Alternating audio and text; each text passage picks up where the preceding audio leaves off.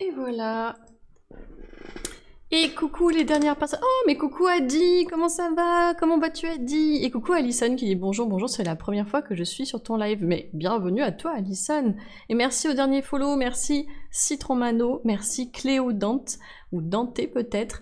Et coucou Maude, et merci beaucoup Solonec pour les 200 bits, mais merci à toi, c'est adorable. Merci beaucoup. Merci. Et Tenry qui prend les étirements, ok, ça marche. Du coup, je vous propose que je réponde un petit peu à Morpurgo pour sa question sur comment je suis arrivée à la poterie, si ça me suffit pour vivre, tout en m'étirant, du coup, Tenry. Hop, je m'étire un petit peu. Alors, je suis arrivée à la poterie parce que, du coup, ma mère travaille dans le même atelier que moi.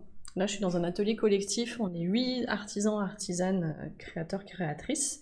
Tout le monde n'est pas céramiste, il y a 4 céramistes. Et du coup, ma mère, ça fait combien de temps qu'elle fait ça? Ça fait une quinzaine d'années, je dirais, peut-être pas, peut-être une douzaine. Ah, ça passe vite, hein. Je sais plus trop. Dans tous les cas, c'est elle qui a commencé à faire de la céramique avant moi. Enfin, moi j'en ai fait quand j'avais 7 et 8 ans, pendant 2 ans, et après j'ai arrêté. Et suite à mon burn-out, en fait, je pouvais vraiment plus faire grand-chose. Euh, J'avais un trouble anxieux généralisé très fort. Donc c'était vraiment dur de faire quoi que ce soit, en fait. Du coup, je passais pas mal de temps ici à l'atelier, parce que ça me faisait du bien. J'avais l'impression de me rendre utile, je l'aidais sur ses cours, parfois je faisais un petit peu de céramique pour moi, ça me détendait, ça m'aidait à redescendre, à refocus, tu vois, à m'ancrer à nouveau. Parce que vraiment, j'avais les hormones qui étaient parties, l'hormone du stress qui était à 2000%, genre vraiment. Les psychologues m'ont dit, plusieurs m'ont dit que ça aurait pu être beaucoup plus grave, que vraiment j'étais passée à côté d'un truc bien pire. Donc, du coup, voilà, ça m'aidait, tu vois, à me poser, à m'ancrer. Et au bout d'un moment, quand ça a commencé à aller mieux, pendant 2 ans, j'ai rien pu faire de ma vie, hein, vraiment. Quand ça a commencé à aller mieux, je me suis dit, ben pourquoi pas me former. Je me suis pas formée tout de suite à la céramique, j'ai testé d'autres trucs. À chaque fois, il y a eu des choses qui ont fait que ça s'est trouvé être un échec, parce qu'une fois, il y a une formation qui a été annulée, parce que le gouvernement avait supprimé les subventions. Enfin, il y a plusieurs choses comme ça qui se sont passées. Et je suis tombée par hasard sur le directeur de l'IRMAC, c'est l'Institut régional des métiers d'art et de la création contemporaine, lors d'un salon. Ça s'appelle Tatou Juste à Saint-Étienne, et c'est un salon sur l'écologie, sur bien consommer, etc. Circuit court, tout ça. Et lui, il était là avec son stand, et il m'a dit, bah écoute, nous on forme des artisans d'art, si tu veux, tu viens à un cours, pas de souci, on t'accueille, c'est quelqu'un qui est très très ouvert là-dessus, il n'y a aucun souci. Du coup, j'y suis allée, j'ai trouvé que c'était intéressant, l'ambiance était chouette, il y avait des gens motivés qui étaient toutes et tous là pour créer leur entreprise d'artisanat d'art. Et en fait, à l'IRMAC, du moment où tu as un projet soit de création, soit de reprise d'entreprise d'artisanat d'art, quel que soit l'artisanat d'art en question, tu peux venir, donc bien sûr il faut arriver à trouver une subvention, mais tu peux y aller quoi. Tu peux te subventionner toi-même. Moi j'avais jamais ouvert un seul droit Pôle emploi parce que j'avais toujours été indépendante et jamais, ou très peu, salariée, pas suffisamment de temps.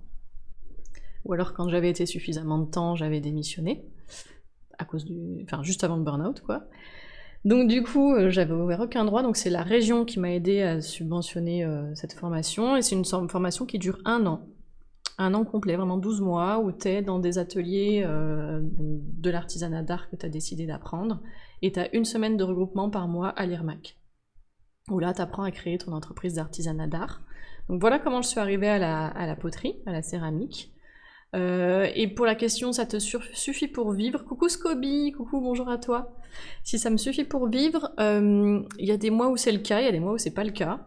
Je suis encore fragile là-dessus. Là, je suis dans ma 2e année.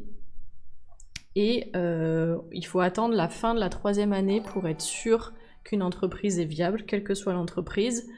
Et sachant que c'est encore plus compliqué quand c'est de l'artisanat d'art dans un contexte ou d'inflation en fait, et de troubles politiques, enfin voilà, c'est pas évident.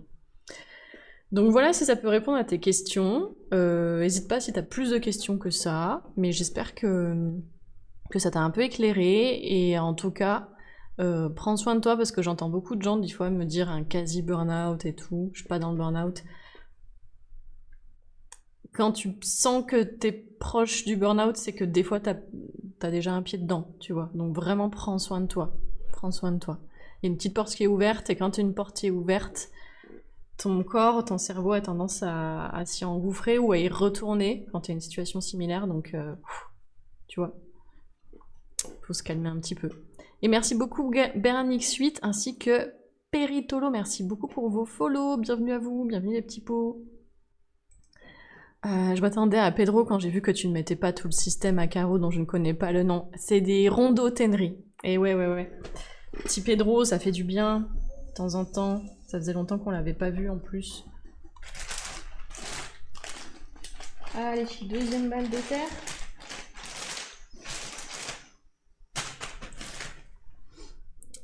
Léa dit il est midi 40 alors qu'il est midi 52. Oui, mais j'ai beaucoup de temps de retard dans le chat, Carac. Et sinon, ma pote, c'est Galuren, au cas où tu connaîtrais ce qu'elle fait. Ah oui, Tenry, oui. Je vois. Je connais pas la personne, mais je vois. Attention au BAM, les petits pots.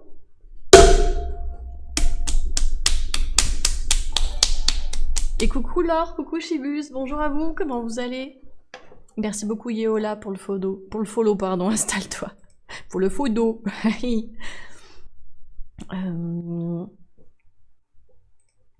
Ça peut être aussi fait dans l'humour. J'ai vu un post de Lara Croft justement avec le premier design, ou l'un des premiers, dans le contexte, un développeur de la boîte de développement du jeu avait sa main qui a ripé sur la souris et ça a donc créé cette poitrine excessivement pointue et la cosplayeuse l'avait faite comme ça. Mais bon, on va reparler de poterie. Je connaissais l'anecdote, Warren, je connaissais et j'ai déjà vu beaucoup de cosplay assez rigolos sur ces sujets-là et surtout sur Lara Croft parce qu'il y a vraiment un truc sur ce personnage. Vraiment, c'est un personnage qui a été excessivement sexualisé. Et du coup, il y a des cosplayeuses qui en jouent et je trouve ça très drôle. Mais moi, j'étais en mode, tu vois, ce qui me plaisait sur le perso, c'était le côté un peu post-apo, rouler dans la boue. Tu vois, on retrouve l'argile finalement, hein, tu vois, déjà à l'époque. Alors que j'étais loin de m'imaginer que j'allais devenir céramiste à ce moment-là. Mais ouais, j'aimais. En fait, j'ai toujours aimé ce qu'on appelle le aging dans les costumes. C'est quand tu rends ton costume réaliste. Tu vois, par exemple, si c'est un costume pour The Last of Us, eh ben, il faut que ta chemise toute simple à carreaux, il faut qu'elle ait l'air d'avoir passé 10 ans dans un monde post-apo, un peu crado, que tu peux pas forcément nettoyer tes affaires comme tu le souhaites, quoi. Ou changer de vêtements comme tu veux. Et cette partie-là, je la trouve super intéressante. Donc ça peut être soit le côté salissure, soit le côté vêtements anciens, soit le côté aussi où tu t'es battu et du coup il y a des fausses traces de sang et tout. Enfin, vraiment cette partie-là, j'aime beaucoup. Et du coup, c'était ce qui m'avait le plus plu en fait dans ce costume. J'avais vraiment kiffé ça.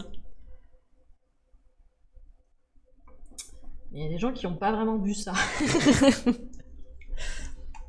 Léa Craft, ah, pas mal. C'est quoi comme tour? Tu peux faire... je crois que j'avais mis une commande JC, il me semble, point d'exclamation outils ou tour. Je sais plus ce que j'avais mis comme commande. Comme ça, tu sais ce que j'ai comme tour, parce que j'en ai 4. Ah, tour, merci, JC. Voilà, du coup, t'as les noms Alison.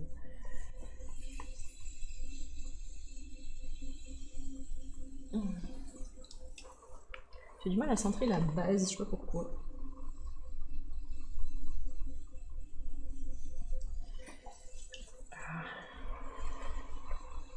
Allez, Coco. Ok. C'est pas hyper bien centré, ça va se répercuter sur le pot, mais bon, écoutez. Tant pis.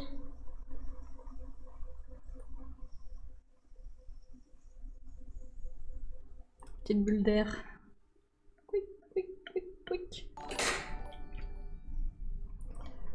J'ai fait des cours de céramique, ça fait 9 mois, là j'ai acheté mon tour. J'aime beaucoup faire ça. T'as fait des cours... Depuis 9 mois, t'as fait des cours de céramique? Mais c'est trop cool. Des cours de tournage?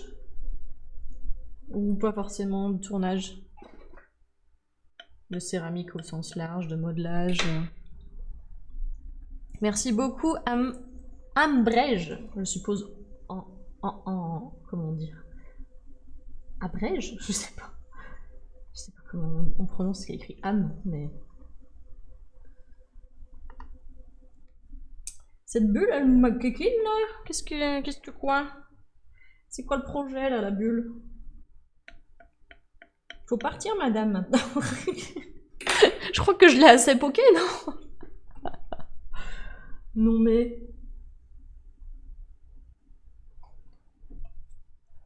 Je vous jure. On se fait embêter, des fois. Coucou Pascal Anger, comment vas-tu? Bonjour à toi. Alors attendez, je vais vous rattraper le chat, mais je fais d'abord mon premier geste de montée de terre.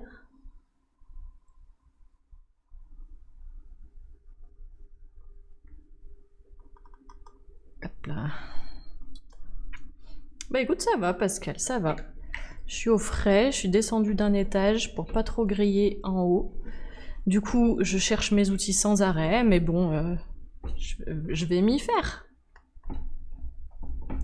J'avoue que j'aime pas trop avoir la sensation de camper, vous voyez, de pas être posé, quoi. J'ai très longtemps eu cette sensation dans mes appartements, en étant à Paris notamment, quand j'étais à Lyon, à Rennes, enfin, je savais que j'allais bouger à chaque fois, et pendant plus de 10 ans, j'étais en mode, ok, là je reste pas longtemps, quoi. Et j'aime pas trop cette sensation. Je vous en avais déjà parlé une fois. Notamment le fait que quand je suis dans un appart, j'ai du mal à poser mes affaires dans l'appart et à me dire, ok, c'est à moi, tu vois, et à vraiment investir tout l'appart. Coucou Kramsden, comment ça va? Kramsden, j'ai dit Kramsden, pardon. Et pas de soucis, Morpurgo, pas de soucis, n'hésite pas si t'as d'autres questions. Je suis malade depuis samedi. Ah merde, Gibus, c'est quoi? C'est un rhume, quelque chose comme ça? Le gros bam direct sur la girelle, là. Ah bah, y a pas le bois pour amortir. Tu es notre Lara Croft, Léa Croft, en fait. Léa Croft, j'aime bien, en vrai. Je trouve ça très drôle. C'est fou comme par hasard, le curseur a ripé pour augmenter la taille de la poitrine et pas l'inverse. T'imagines, Carac, si les seins avaient été, genre, rentrés dans le buste, tu sais, genre... genre là, ça aurait fait des creux en forme de triangle. Pardon, je sais pas pourquoi ça me fait rire. Je m'en fous peu, je crois que je suis fatiguée. Je suis fatiguée. C'est quoi ton statut professionnel du coup? J'y connais rien, j'hésite à me déclarer pour mes reliures en plus de mon boulot en salariat. Alors Samfumi, ça dépend si t'en fais beaucoup ou pas. Mais alors arrêtez-moi les petits pots si je me trompe, mais je crois que par an, on a le droit de vendre pour 5000 € de matériel hors voiture, me semble-t-il. Genre tu vois, tu veux revendre, je sais pas moi, des fringues, des chaussures, une poussette, whatever. Je crois qu'on a le droit à 5000 balles par an. Avant de devoir avoir un statut. Je suis pas une experte hein, en droit du travail, des indépendants et tout ça. Mais il me semble que c'est ça. Donc ça dépend un petit peu ce que tu as envie de faire toi, Sam. Alors moi, par contre, j'ai un statut, bien sûr, parce que c'est mon unique boulot, donc comme j'essaie d'en vivre, j'ai intérêt à dépasser 5000 balles brutes par an, parce que 5000 balles brutes, t'enlèves les charges, tout ça, il te reste rien, et même si c'était 5000 balles nettes, tu vis pas, hein, bien évidemment, je pense que je t'apprends rien là-dessus. Donc moi, du coup, j'ai un statut d'auto-entrepreneur. Et on en a déjà parlé plusieurs fois sur ce stream, il y a un truc de le statut d'artisan d'art, il n'existe pas en France. Soit tu es artiste-auteur, soit tu es artisan. Sauf qu'un artisan, ça peut être un plombier, un boulanger, etc. Et un artiste-auteur, lui, il a le temps et il a un statut qui est vraiment prévu pour les recherches, notamment, pour créer des œuvres, quoi. Des œuvres, des expos, des projets artistiques. Toi, en tant qu'artisan d'art, si tu as envie de réfléchir, par exemple, à une collection d'objets, c'est pas vraiment prévu dans le statut auto-entrepreneur, parce que tu es considéré comme artisan. Du coup, tu pourrais dire, je vais me mettre artiste-auteur. Mais artiste-auteur, il faut que tu fasses maximum 12 objets identiques. Au-delà, c'est interdit. Et en plus, il faut que tu les numérotes, donc c'est sûr que voilà, il y a une numérotation très précise. C'est jusqu'à 9 en chiffre arabe et de 10 à 12 en chiffre romain. Enfin voilà, c'est très codifié. Tu peux vraiment pas faire ce que tu veux.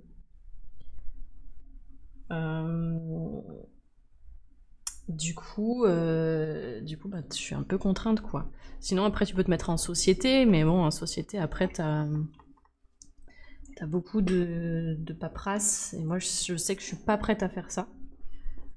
Il faut aussi que tu aies un comptable. Moi, j'ai pas les moyens de me payer un comptable.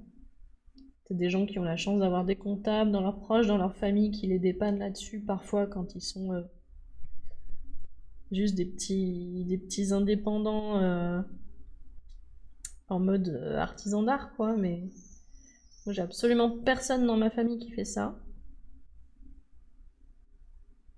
Et je peux pas me payer un professionnel.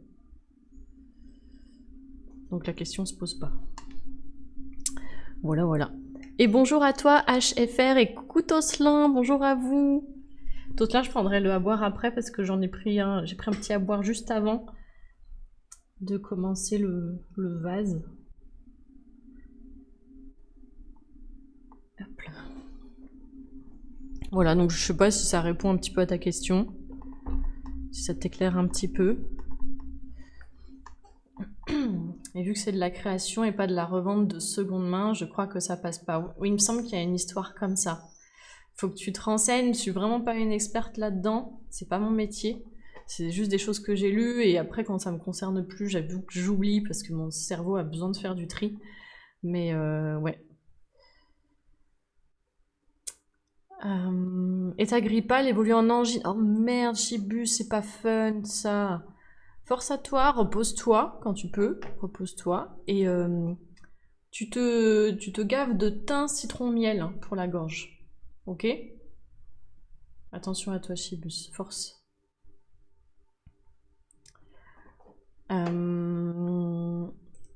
Ça dépend de la régularité de l'activité. Ouais, il doit y avoir ça aussi. Pour toute activité régulière de vente, une fois par mois, c'est ça, H, le statut d'auto-entrepreneur a été créé. Et après, entreprise individuelle, EURL, SASU.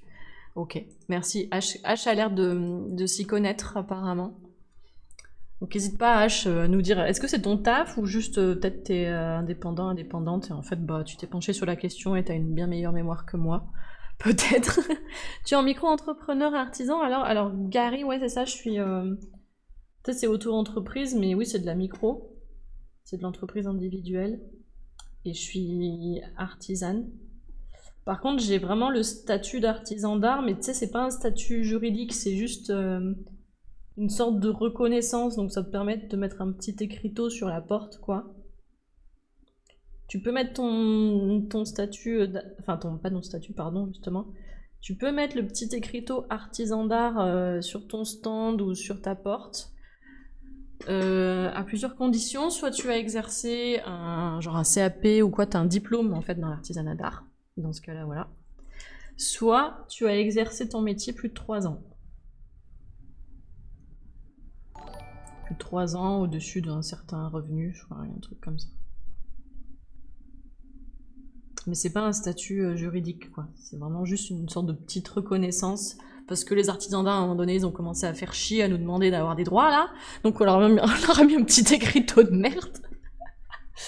Je rigole, mais c'est même pas... C'est même pas une blague, en fait. C'est comme ça que ça s'est passé.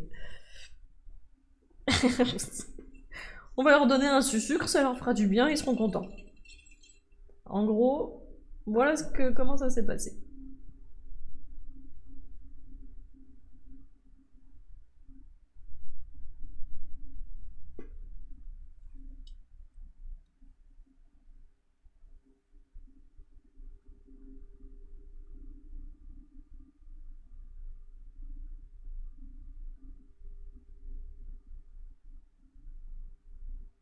Et quand t'as exercé ton métier 10 ans et que t'as eu je sais plus combien d'apprentis dans ton atelier, là tu peux devenir maître artisan. Et pareil, ça a aucun statut juridique, c'est vraiment juste un petit panneau que tu as le droit de mettre sur ton atelier, ta boutique ou ton stand si tu exposes en extérieur, quoi. Voilà. Après, micro-entrepreneur, il y a des CA à pas dépasser, c'est technique. Oui, il y a des CA à pas dépasser, mais Tenry, je suis loin de ça. J'en suis très très loin. Ouh là là. Jette la marge. TKT. J'ai eu des cours de droit à gestion comptable d'entreprise informatique, je suis passée par le statut auto-entrepreneur à un moment. Ok, trop bien H. Bon bah écoute H, si j'ai 2-3 questions, je peux te contacter ou ça se passe comment? Et merci beaucoup Udabou pour le follow, merci beaucoup, bienvenue à toi, bienvenue sur l'étagère. L'écriteau c'est comme être payé en visibilité, exactement. Tu rigoles mais c'est ça, c'est ça.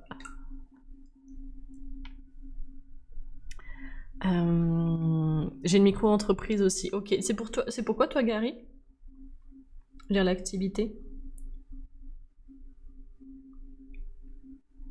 100K en vente et 30K en cours, les limites, non. Oui, c'est 32, j'ai plus combien pour les activités de service, là-dessus.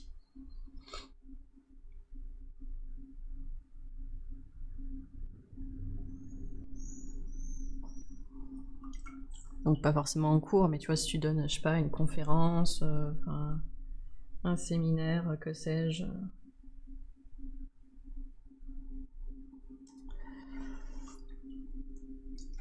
Et ouais, 100K, ça me semble beaucoup, mais je sais plus, je m'en souviens plus. Je sais juste que je suis très très loin et que je veux vraiment de la marge, donc du coup c'est pour ça que je j'ai pas le chiffre en tête. Tu dois dire si tu as des demandes, faut pas hésiter à appeler la CCI du coin, il y a des conseillers juste tombés sur le bon. C'est le problème. C'est le problème. Du coup, quand j'en tiens un qui est bon, genre toi, et ben je lui mets le grappin dessus. Hop là. Ok, j'ai ramassé l'eau au fond du pot. J'en suis à combien niveau hauteur? Petit point cote. J'ai des pastilles au miel et un spray antiseptique, je commence à aller mieux. Force à toi, Chibus. Force, force, force. Je sais ce que c'est. On est à 24. Ok, bon, je vais passer à la mise en forme du coup. Web marketing, Gary, ok. Du coup, tu fais des sites web ou... Parce que c'est assez large. Web marketing. Tu fais des newsletters, tu fais des choses comme ça. Oups, pardon pour le bruit. Et merci beaucoup, Emeric Fiou, pour le follow. Bienvenue. Bienvenue sur l'étagère. N'hésite pas si t'as des questions. 32K en service, ouais, c'est bien ce qui me semblait. Ça, je m'en souviens bien parce que comme j'étais designer graphique avant, j'avais uniquement ces revenus-là. Et là, pour le coup, quand t'as uniquement un titre de revenu, ça peut aller beaucoup plus vite d'atteindre ce plafond. Mais même en étant graphiste à plein temps à Paris et en bossant pour des très gros groupes, comme j'étais, il y avait des intermédiaires entre moi, je n'ai jamais atteint ce plafond. Jamais au grand jamais. Pour vous situer le niveau de vie de la potière, enfin de la graphiste à l'époque. Tu es de Paris? Non, Rebelle Bobby, j'ai habité 5 ans à Paris pour le taf, quand j'étais designer graphique indépendante avant.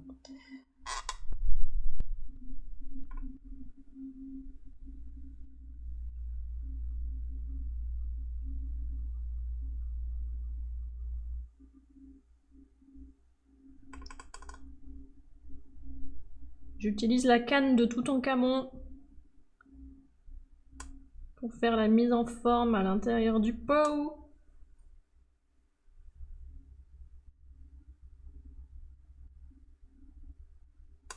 Sur la fin, j'en ai plus trop besoin, mais ça m'amuse. La petite canne de Toutankhamon, regardez! Je vais le refermer un petit peu. Je referai un petit coup de mise en forme. Et après, on va faire des pots marbrés.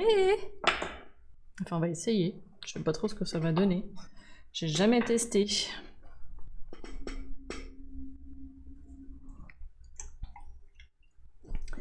Après, tu as un deuxième palier où tu déclenches le paiement de la TVA. Ouais, Gary. T'as une sorte de... un peu de palier qui est en mode attention, là il faut changer de statut, sinon tu vas douillax. Une sorte de... T'as une sorte de mise en garde un peu. Imagine que demain t'as une giga commande de ouf, tu peux quand même l'accepter, mais il faut très vite que tu fasses les démarches pour passer en URL, SASU ou autre. Enfin, en société quoi.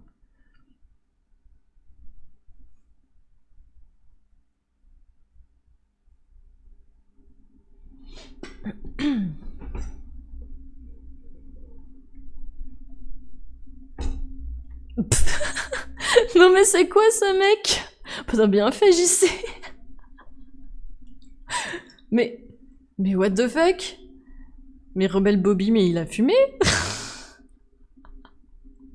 Mais enfin, le mec qui dit je m'en fous à mon modo, il... Bah ok. Bah c'est ciao hein, du coup. Ça va pas bien la tête. Pas de soucis Solonec, des gros bisous, merci d'être passé. Je fais des articles sponsorisés pour les entreprises qui ont besoin de référencement. Ah ok Gary, ok. Ok. Du coup tu t'es vraiment spécialisé là-dedans et tu fais pas autre chose?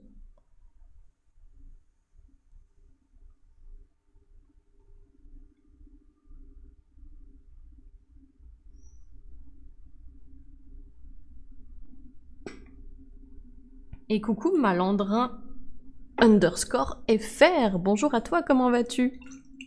Je pense bien son nom, c'est un rebelle. Ouais, c'est un malpoli surtout, ça s'appelle. C'est pas un rebelle, c'est un malpoli. Avec 10 minutes, je suis gentil, la prochaine fois qu'il ouvre, c'est ban def. Je comprends, je comprends. Mais... mais les gens, mais pourquoi vous faites ça? C'est parce que vous vous croyez au-dessus de tout, parce que vous êtes sur Internet. Mais je comprends pas. Bon, je vais essayer de rattraper. Vous avez vu, là, il y a un petit creux, là. Je vais essayer de le rattraper avec la petite canne. Ah bah, c'est pas mal, regardez. Ça fonctionne bien.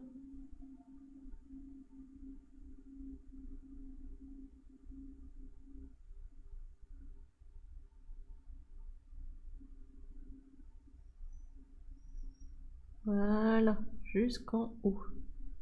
Je sais pas ce que ça va donner, hein, le marbré là-dessus.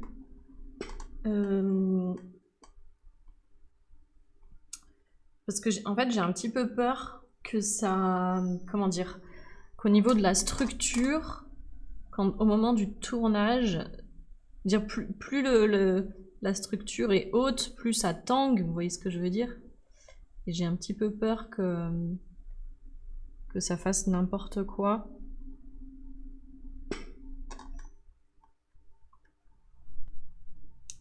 À cause du mélange d'argile. Notamment l'argile maïs, qui est beaucoup plus molle au niveau de sa texture. J'ai peur que